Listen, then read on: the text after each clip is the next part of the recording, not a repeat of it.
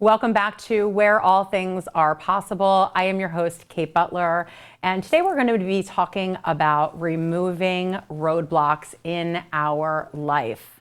Let's talk about the story of the baby elephant. As the story goes, the baby elephant was born, and then the owner of the baby elephant tied a rope around its leg and then tied it to a tree. So it only allowed the elephant to go in a very small circumference around the tree for all of its life. Of course, as the rope was originally tied to the leg of the baby elephant, the elephant tried to free itself from the rope that was tied, but to no avail. And the elephant kept trying and trying and trying to free themselves of this rope, but they could never break free because the baby elephant was not strong enough at that time to break free from the rope. And eventually the baby elephant just gave up and just succumbed to the circumstances of its life, which was that it lived within the circumference of the rope and where it would allow it to go. And as the elephant grew and became a 4 or 5 ton animal, it obviously could break this very simple rope that was still tied to its back leg. But the elephant no longer tried to break free from this rope because it succumbed to the circumstances in which it grew up in. And it just allowed itself to believe that it wasn't possible and that this was the way that it was going to be. And so certainly as the elephant grew up and as the elephant was a complete adult, if you will, and grew into its life later on, it had the ability to break free. It had the ability to go beyond. It had the ability to actually go off and be free. But it didn't even try any longer because it didn't believe it was possible. And this is what I want to ask you to think about in your own life today. Are there still things from your past that are like that little rope that are keeping you playing just in this very small area and this very small circumference that we call our comfort zone in our life? Are there things from our past called limiting beliefs, right, that do not serve us any longer, that we can easily let go of, that we can easily break free from, that we can easily get freedom from if we recognize them and we choose to break free from that rope? We all have these things in our life, and sometimes it just takes a moment of pause to say, that is no longer serving me. I can break free from that rope because I am no longer that person who tried and wasn't strong enough. I am empowered now, I am strong now, and I now have the ability to make a new and different decision. And this is one way that we can begin to remove these roadblocks from our life that are keeping us stuck. And today we are going to introduce to you a phenomenal guest who is going to bring us through her story of how she chose to create a new life for herself, how she chose to remove roadblocks, and actually how she has chosen now to thrive in her life and show others how to do the same. And I am talking about our amazing guest, Sarah Magill.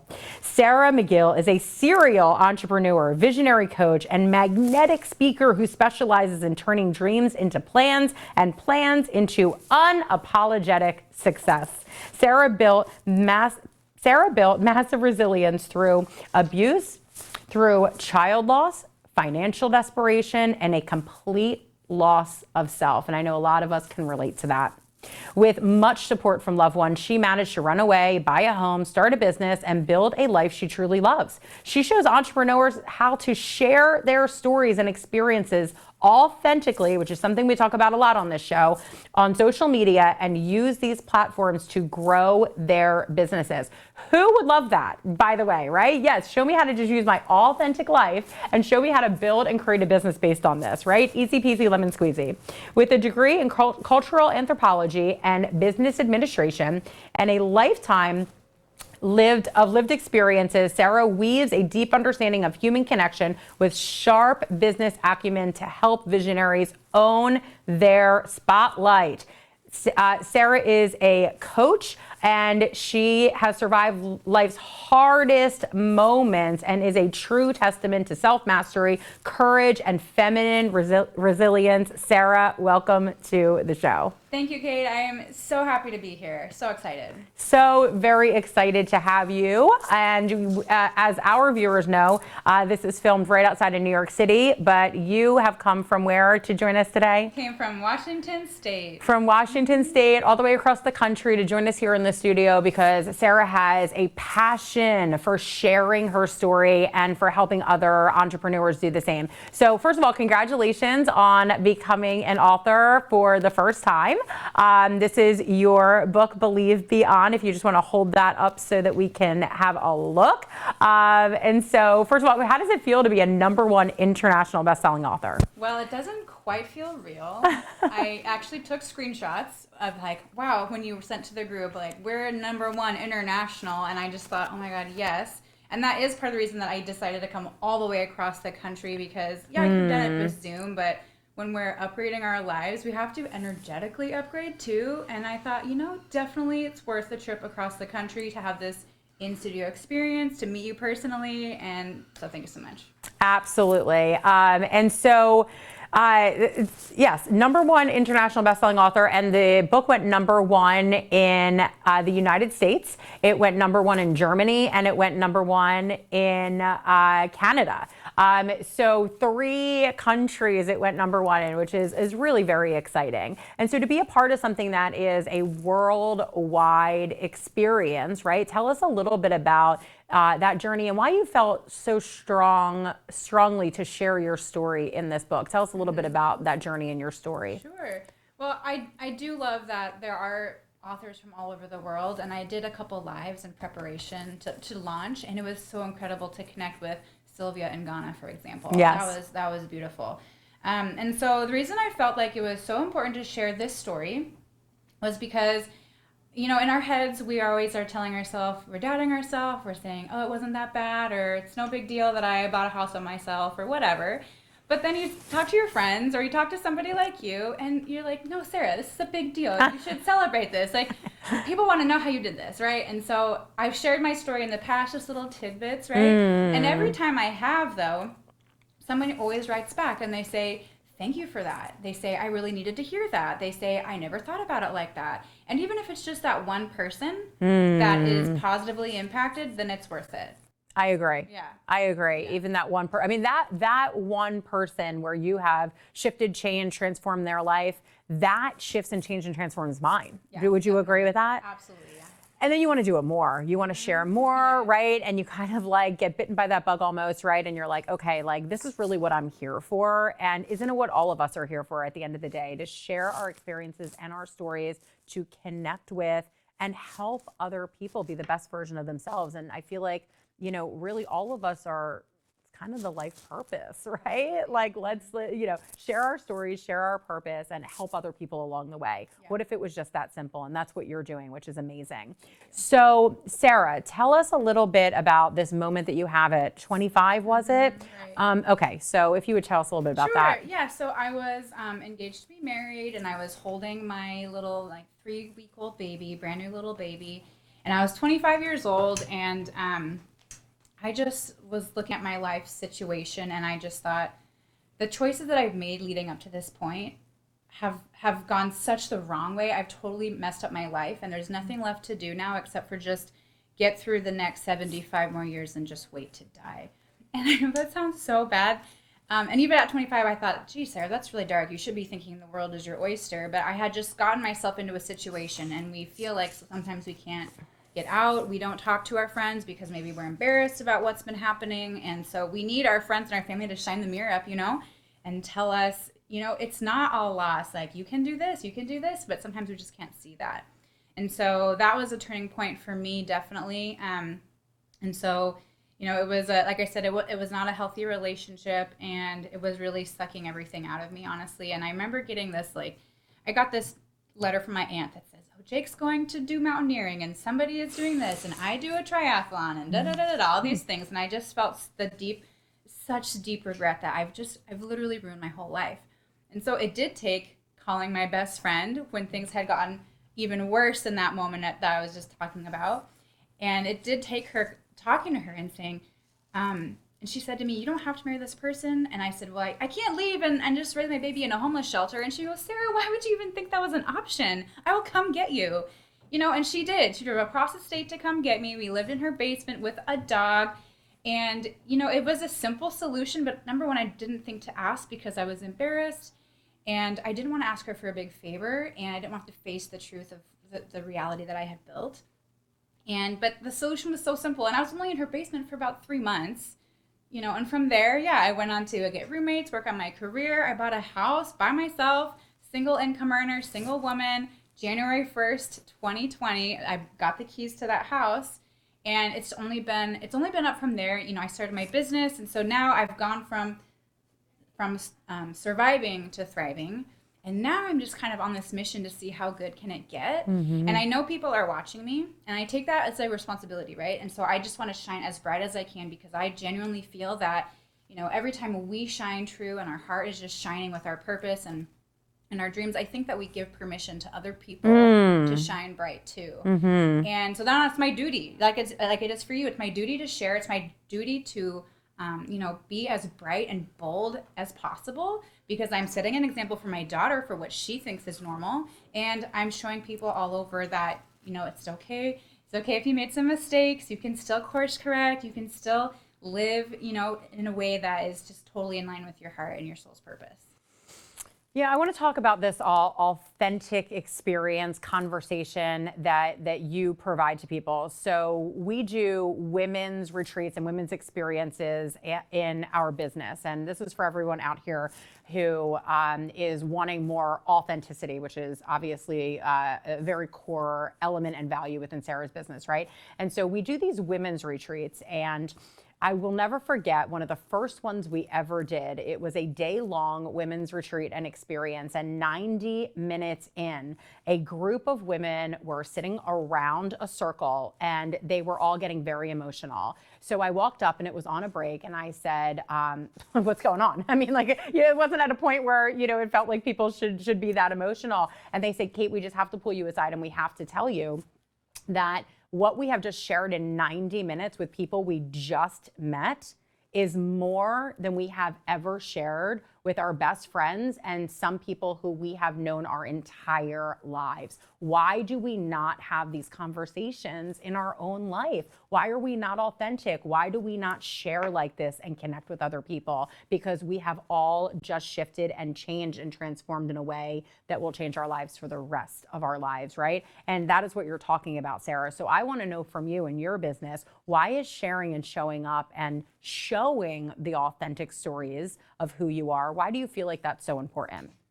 Well, the first thing is because, we've been marketed to for so long now that we're just kind of tired of it. We can just smell a sale, a pitch coming from a mile away.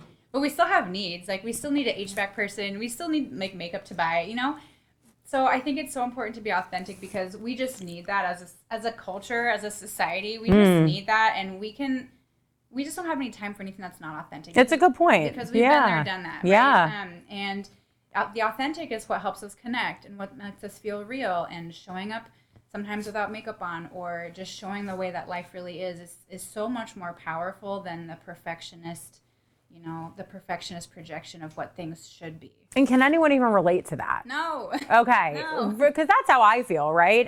Is a lot of times it's, where people think that they are projecting this perfection, as a tool and something to strive for. But for me, it just really creates a feeling of lack within inside of myself, yes. Where that's something I could never achieve because I know I'm not perfect by any stretch of the imagination, right? And it's kind of like that old adage where they say the last time you compared yourself to someone, did you come out even? And when you compared yourself to someone, have you ever come out even when you have compared yourself to another person? And the answer is, of course, no. You either come out below that person or you come out above that person. And either way, you are creating distance between you and that person in both circumstances. And what we want is not the distance, but we want connection. And that, I believe, is also part of the importance of what you do for people. Right. Would you agree? Yeah, we need that connection. Yeah. Our hearts need it. our hearts need it, and then we can go on to thrive and create and expand in other ways. So we're going to dig into that when we come back. We do need to take a very quick break, but we will be back with the amazing Sarah Magill, and she is going to dig into more of what she does in her extraordinary business. See you back in just a moment. Welcome back to Where All Things Are Possible. I am here with Sarah Magill, who is the owner of The Real Sarah, www.the, you don't need to say that anymore, right? So therealsarah.com, and real is REEL. We're going to dive into why in just a moment, but therealsarah.com. So REEL, real. Talk to us about the social media, talk to us about the reels, talk to us about Authentic Sarah and this incredible business that you offer to women and entrepreneurs like myself. Yep. Well, as you touched on, authenticity is very important. I don't have any time for anything else. So yes, I'm real. I'm the real Sarah, but I make a ton of reels. I mean, I make dozens and dozens of reels every month for me and my clients. I've made thousands in the past couple of years. I think in shots, I think in video. So it only made sense. And I really just like a play on words, I think that's really fun. So yeah, I do social media management, social media strategy, and essentially what that means. I actually just updated my bio. I go, I'm really a visibility and confidence coach masquerading as a social media strategist. I'm a professional hype woman. I mean, I help people own their spotlight. And we have a tendency to be shy, to question ourselves. And so I'm with a client and I'm just asking them questions about their day-to-day. Just like I said earlier, our day-to-day feels so normal, but then having an outside perspective, I'm like, no, that thing you just said, go say that again. That's really cool. And let's dive into that, right? And it feels really fun because I'm getting to know people and I'm honestly having pretty intimate conversations. People are trusting me behind the camera. It's very intimate actually. And so to earn their trust, to build the rapport, and then to just dive in and know that I'm there to make them look good. But I just get to uncover stories and people just think that they're just a regular guy, right? But no, I mean, they built a business or they have this or they do it for a reason. And it's just fun to uncover those stories. And then I just happen to have the skills the social media knowledge to kind of edit those and retell them in a way that people want to watch. They want to keep watching. We kind of do some attention hacking so that people actually watch it and then put it all over the internet. And then it all funnels back to the business in an authentic way. Wow. Okay. So talk to me about who's the ideal person for you to work with. So someone out there is like, that all sounds amazing, but I don't know if that's for me. Sure. Like, what would you say to someone like that? Sure. I would say if you're a soul-led business owner, I mean, that it's going to be that energy really, right? And so, I work with HVAC clients, my first client actually, and I never would have thought like, oh yeah, I do it for HVAC. But they're such good people. I love telling their stories. They believe in their team. They give back to their community. They're a perfect client, right? And so it could be across industries, but really I just want someone who has the same values as me, who wants to be authentic, who understands the value of storytelling, and someone who can have a little bit of fun, and also someone who's going to be willing to be involved too, because I can't be you on camera, and I need a little bit of help to, send me some behind the scenes stuff and we'll put it in your content bank, things like that. So if you can play, if you can, not take yourself too seriously, if you can be authentic, but you're still going to be polished and professional, and then you really believe in the core reason of your business, I mean, that's the person for me. Okay. I love that. So tell us a little bit about if someone is brand new. Okay. So do you work like, yes. Okay. I wasn't even going there. I was just thinking, I was actually thinking new to business. Like if they're starting a business, okay. Does that excite you? Absolutely. Okay. So tell us a little bit about that, or new to social media. If someone's thinking that way, like, oh, I don't even know the first thing to do when it comes to this kind of thing. So is that somebody that you would work with, or you're looking more? Okay, go ahead. I would work with anybody, honestly. I have a couple different options if you're just starting. Got it. Perfect. Or if you're more established and you're ready to just outsource the whole Oh, that's thing. great. Okay. Yeah. So first and foremost, I'm always that person who's going to tell you to quit your day job and go start your own business. I just feel so passionately about that. I just feel like when you start your own business, I just feel like your whole work-life balance, it all integrates and your entire life is just fuller and brighter and more cohesive. I don't know. I feel fully supportive about that. So if you're starting your business, I would say document the journey, even if you don't post it, right? I actually used to have a secret TikTok account, and I didn't want my boss to find out about it, and he'd be like, I'm quitting my 9-to-5. I started my LLC. Very daring. So I just had this secret channel, and so now I watch that back, and so now I'm at the next phase of my business where I just think, well, look how far I've come for my own benefit. That's important. But then also you can weave that back. And once you have made it big, or once you have gotten to a good milestone, you can go back and you can show how far you've come. And that's an important part of that authentic storytelling. For sure. Yeah. And I would say if you're just starting out to social media, just record everything. Just record everything. You can be video snippets of just your phone walking and up. Anytime you're going to take a picture, just make it a video and just give it a tiny bit of movement. And that's something so simple that you can just put, your target audience, what they need, and how you give it to them. You can just do text on screen. You can keep it super simple. So talking to the camera can feel really intimidating when you're just starting out with social media, and I totally get that. It's very vulnerable. But you don't have to be the face of it. You don't have to be talking to the camera right at first. So I always say something's better than nothing, and done is better than perfect. Okay, so I think just document your journey, and then just document your little tidbits. And then, as you're doing your social media research, this is what I tell my clients. So I have like this bio, borrow, and build that I tell people when they're first getting started on social media. So the bio is go and update your bio. Make sure your name is on there. People are going to meet you at a networking event, and they're going to type in your name, and then you're just going to have your business name, and they're not going to remember that, right? I mean, they might, but they might not. So put your name in there. Make sure that in your bio you're typing their keywords. Like, what is your dream client going to search for when they're looking for you? Because you need to pop up right there. And then the borrow part is you can be scrolling social media. Statistically, you're probably already on these platforms 2 hours a day just watching TikToks, which is fine. But with this new information, this new outlook, you can turn that into content research time. So it's kind of like, imagine a math problem like in algebra where you have your different variables and you have to solve for X. All the variables in social media are your target audience, who you're talking to, their desired results, and their pain points. So those three things. And if you have those three things, you'll watch reels, and it doesn't even matter what industry it's in. You'll notice, oh, they're talking about the pain points. Oh, they just called out their target audience. So then you're scrolling and you're seeing the content that's already performing well, and you can just do something similar, take that same idea, but just make it your own, and then plug in, just like you did in the math equation back in algebra. You just plug the back in, and then you have the formula for a reel. So, okay, so it is the target audience, the pain point, and what was the third thing? Desired result.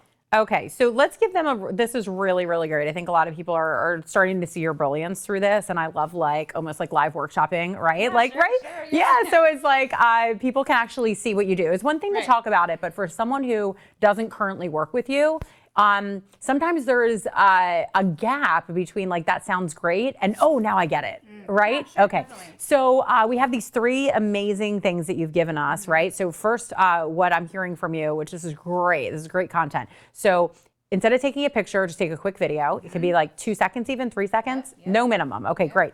So you're just going to make it a video versus a picture. And then when you say put in these three things, what do you mean by that? Do you mean the target audience? Yeah. Things? That just means are these the words that you put on the video if it's a reel? Okay. So for example, there's a lot of times where maybe a little soundbite from a Pixar movie is being repurposed. So Rapunzel, she's left her castle and she goes, "I can't believe I did it." So if you're a gym, you could be talking about, "I can't believe I finally joined a gym," and you're using that same little snippet from Rapunzel. Or you could be like, "I can't believe I finally booked the haircut," or whatever your business is. So what's the desired result is, the client took that first step. Mm-hmm. So they booked the gym, they booked the hair appointment, they signed up for the gym, whatever it might be. Mm-hmm. So that's how we can kind of take those three things and repurpose it across industries. And back to your point before, I would say 5 seconds would be a good, perfect. Great. Something's better than nothing. Yes. But if you could do a 5-second video instead of a picture, that'd be great. Okay. So a 5-second video, and you're just basically looking to put words on that connect with your target audience and hopefully hit their pain point. Yep. And this is what you also help people do, because other people are like, okay, that sounds great, but I don't have the bandwidth. Right. And this is where Sarah comes in. And that's totally fine. And so, the 3-part process that I was saying is, great. Put those contacts. Build your bio. Yep. Get those keywords in your bio. Okay. The second one is borrow. So borrow what's already working. Make it your own with this, algebra. Great. That I just said. Love it. And the third part is borrow. Great. No, sorry. The third part is not borrow. The third part is build. So the third part is build. And that just means start somewhere. Maybe it's just one reel per week, once a month. I mean, I'd love to see it 1 a week, but just start something that, you say, I'm going to do 1 reel per week and see how you feel. Does that feel scary? Does that feel good? Can you do that, right? Okay, so then do that, and then when that becomes easy, you just add on from there. It's fine. I love it. And give us an example of some results that people get from continuing to build reels in this way. Oh gosh, yeah. So some of the everyone wants to grow their following count, and there's all these tricks you can do, and attention hack, and trending audio and everything. But the true measure of your growth of your account is going to be the time. How old is your account? Most of the big accounts have been doing this for 10 years. And I'm not going to say it's going to take 10 years to see results. I'm just saying that when you're comparing yourself to an account with 20, 100,000 followers, go and look when that account started. It probably was 10 years ago. Okay? So give yourself a break. Okay. So just be consistent and just remember that something is better than nothing. I love that. I love that. How incredible is this? We have Sarah Magill here, who is a #1 international best-selling author. She co-authored the book Believe Beyond, an incredible story about how she really broke free from all of her barriers and all of her roadblocks and truly set out to create a life where she was thriving. And now her motto is, let's see how good it can get, which is one of my favorite things to ask the universe every single day. How good can it get today, right? And so what a fun thing to embrace here with Sarah. But not only is her story inspirational, she actually created a very applicable business for all of us in today's world, which is that if you are not on social media for a business purpose, you're probably, I hate to say it, but leaving money on the table somewhere and missing the mark a little bit along the way, because we have a beautiful opportunity today with access to social media. I think there's 8.2 billion people in the world last time I looked, and I believe that almost 40% of them have access to social media, or on social media, I should say. And so that is your new audience. So if you are not, taking the advice of someone like Sarah, right, or Sarah with her beautiful acronyms that she provided us today, and growing your audience on social media, this is something that we all really want to take advantage of in this day and age, because it's such a gift. It's such a gift to have access to this. So thank you so much for being with us. Sarah, thank you. This has been absolutely incredible, and you've given us a lot of really, really great information. Love it. Thank you so much, Kate. And thank all of you for joining us on this episode of Where All Things Are Possible. We will see you next time.